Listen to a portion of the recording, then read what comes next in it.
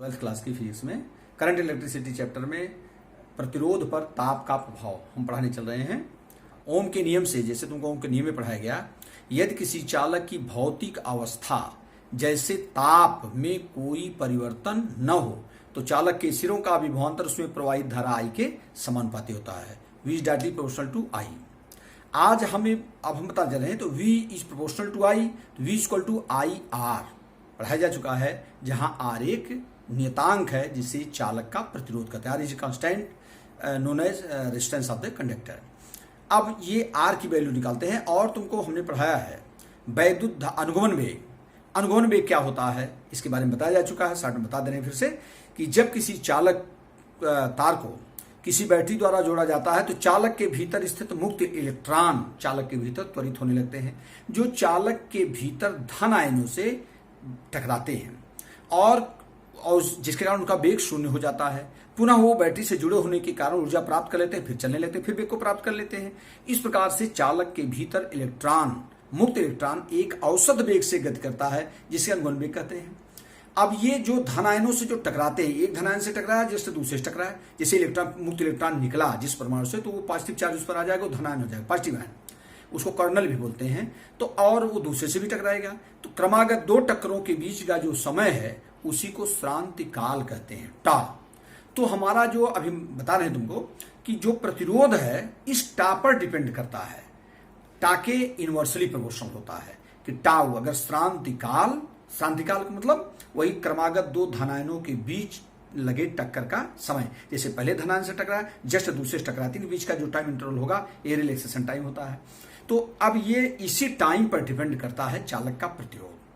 तो अभी हम बता रहे हैं तुमको, तो ये श्रांति काल के व्युत्क्रमानुपाती होता है। और कैसे, अगर रिलैक्सेशन टाइम कम होगा तो निश्चित रूप से प्रतिरोध ज्यादा होगा, और अगर रिलैक्सेशन टाइम ज्यादा होगा तो प्रतिरोध कम होगा। लेकिन तुम जानते हो जब चालक का हम ताप बढ़ाएंगे तो चालक का ताप बढ़ाएंगे तो जो हमारे मुक्त इलेक्ट्रॉन होंगे उनकी गतिज ऊर्जा बढ़ जाएगी। उष्मा जब हम देंगे उनको, ताप बढ़ाने मतलब उष्मा देना, उष्मा देंगे तो उनकी काइनेटिक एनर्जी बढ़ेगी और वो तेजी से चलेंगे चालक के भीतर, और जब तेजी से चलेंगे तो जल्दी जल्दी टकराएंगे, और जब जल्दी जल्दी टकराएंगे एक धनायन से टकराया जैसे दूसरे तो टाइम इंटरवल कम लगेगा, जब उनकी ऊर्जा ज्यादा रहेगी जल्दी जल्दी टकराएंगे तो जिससे उनका श्रांतिकाल कम हो जाएगा, और श्रांतिकाल कम हो जाएगा तो प्रतिरोध बढ़ जाएगा। तो इस प्रकार से ताप बढ़ाने पर चालक का प्रतिरोध बढ़ जाता है। अब हम ये बताने चल रहे हैं तुमको कि कैसे श्रांतिकाल पर डिपेंड करता है। ओम के नियम से बढ़ाया गया है। ओम के नियम से क्या होता है, V is equal to I R. ये हमारा पोटेंशियल डिफरेंस जो होता है करंट आई के समानुपाती होता है, तो V is proportional to I R, V equal to I R, जहां R एक नियतांक है जिसे चालक का प्रतिरोध कहते हैं। और हमने तुमको पढ़ाया है वैद्युत धारा अनुगमन में एक संबंध है, I बराबर होता है NEAVD। ये पीछे बताया जा चुका है। ये है वैद्युत धारा और अनुगमन वेग में संबंध। ये VD हमारा जो है ड्रिफ्ट वेलोसिटी अनुगमन वेग है, I इक्वल टू NEAVD, और VD इक्वल टू होता है EVटा अपान LM। ये अनुगमन वेग का फार्मूला, ड्रिफ्ट वेलोसिटी का फार्मूला है, EVटा अपान LM। इसमें E क्या है, charge of electron, charge of free electron, V है पोटेंशियल डिफरेंट, और टा है वही रिलैक्सेशन टाइम, ये श्रांतिकाल है रिलैक्सेशन टाइम, अपान L है चालक की लंबाई, M है मुक्त इलेक्ट्रॉन का द्रव्यमान। इसी वीडियो को वैल्यू जब इसमें पुट करते हैं तो I इक्वल टू आ जाता है NEA, और VD का स्थान लिख देंगे EVटा अपान LM। अब जरा ध्यान दीजिए, अब ये हमारा हो जाएगा I इक्वल टू NEA, तो हो जाएगा E और E का मल्टीप्लाई हो जाएगा E स्क्वायर A टा और इंटू V अपान LM। तो N E स्क्वायर A टा V इज इक्वल टू, इसकी वैल्यू निकाले, इसका क्रॉस मल्टीप्लाई हो जाएगा LM इंटू I। अब जरा ध्यान दो, इसलिए V इक्वल टू, V की वैल्यू जब निकालेंगे तो हमारा हो जाएगा LM इंटू आई अपान, ये आके जब V की वैल्यू निकाले सब आके इधर डिवाइड हो जाएगा, तो हमारा हो जाएगा NE स्क्वायर A टा। अब जरा ध्यान दो, ये हमारा हो गया सेकंड। ये ओम के नियम से V बराबर आई आर, और ये हमारा आई इक्वल टू यानी ये वी डी है ड्रिफ्ट वेलोसिटी एंगुलर वेग। इस प्रकार से वी डी की वैल्यू ये होता है, इसको जो पुट किए थे हमारा आ गया V की वैल्यू जो इसमें निकाले।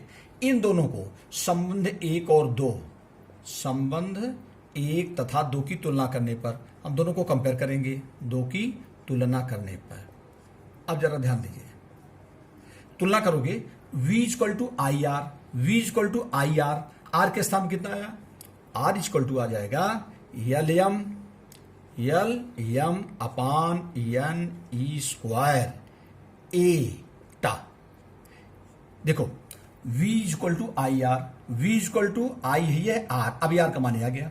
अब इसमें जरा देखो, किसी चालक के लिए जैसे ना हम चालक की लंबाई बढ़ा सकते हैं। जैसे कोई चालक हमने एक बार ले लिया, जैसे चालक है तो इसकी जो लंबाई है, जो एरिया है वो फिक्स रहेगा, एल फिक्स रहेगा।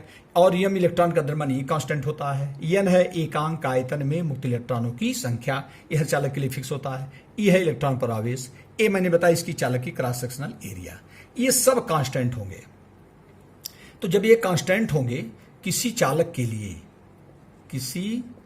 के लिए, अब जो होता हमारा ये मान जो है नियतांक होगा कौन, L M upon N E square ए नियतांक होगा।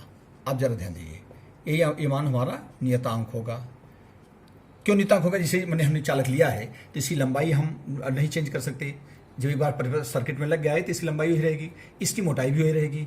और जो यम होता है इलेक्ट्रॉन का द्रव्यमान भी फिक्स होता है, एन एकांक आयतन में इलेक्ट्रॉन संख्या भी फिक्स होगा, ई है चार्ज ऑफ द इलेक्ट्रॉन भी फिक्स होगा।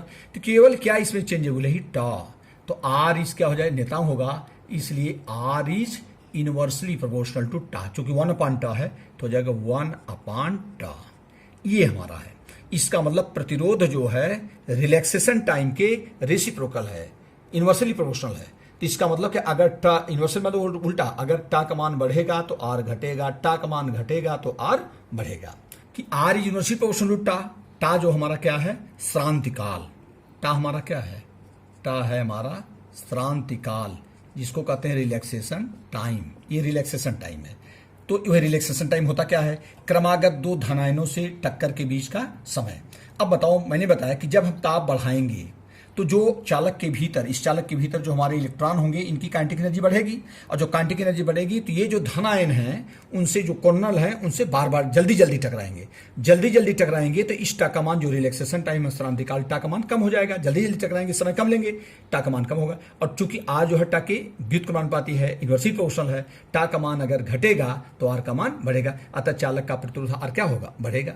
तो ताप बढ़ाने पर श्रांतिकाल घटेगा, रिलैक्सेशन टाइम घटेगा और चालक का प्रतिरोध बढ़ जाएगा। ये है ताप का प्रभाव, ताप बढ़ाने पर चालक का प्रतिरोध बढ़ जाएगा।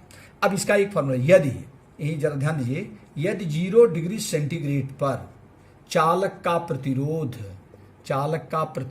जो है वो R0 हो, चालक का प्रतिरोध जो रेजिस्टेंस है कितना है, R0, तथा किसी ताप T पर कोई टेम्परेचर है T पर प्रतिरोध RT हो, तो RT इक्वल टू होता है, RT equal to R0 bracket में 1 प्लस अल्फा टी, जहां अल्फा एक नियतांक है जिसे चालक का ताप गुणांक कहते हैं। ये अल्फा हमारा क्या है, ART है, T डिग्री सेंटीग्रेड पर प्रतिरोध रेजिस्टेंस, R0 है 0 डिग्री सेंटीग्रेड पर रेजिस्टेंस, तो और T वही पर जिस ताप पर इसका प्रतिरोध है RT। तो जो ताप हम बढ़ाए हैं, और अल्फा इसमें जो है, ये अल्फा जो है इसको प्रतिरोध ताप गुणांक कहते हैं, चालक का प्रतिरोध ताप गुणांक है, ये प्रतिरोध ताप गुणांक होता है। इसका मान निकाल सकते हैं, यदि किसी चालक का 0 पे प्रतिरोध R0 है, चालक का ताप 1 डिग्री बढ़ाने पर उसके टेम्परेचर, उसके प्रतिरोध में जो वृद्धि होती है, इसी को प्रतिरोध ताप गुणांक कहते हैं। जैसे 0 डिग्री सेंटीग्रेड पर किसी चालक का प्रतिरोध दिया गया है, उसके बाद उसका टेम्परेचर 1 डिग्री सेंटीग्रेड बढ़ाइए तो जितना उसका प्रतिरोध बढ़ जाएगा वही उसका प्रतिरोधता गुणांक होता है। हर चालक के लिए, हर कंडक्टर के लिए इसका भी मान फिक्स होता है। तो RT equal to R0 bracket में 1 प्लस अल्फा टी। और दूसरा जो खास चीज है कि अगर प्रतिरोध ताप बढ़ेगा तो प्रतिरोध बढ़ेगा, ताप बढ़ाने पर चालक का प्रतिरोध बढ़ जाता है। Thank you.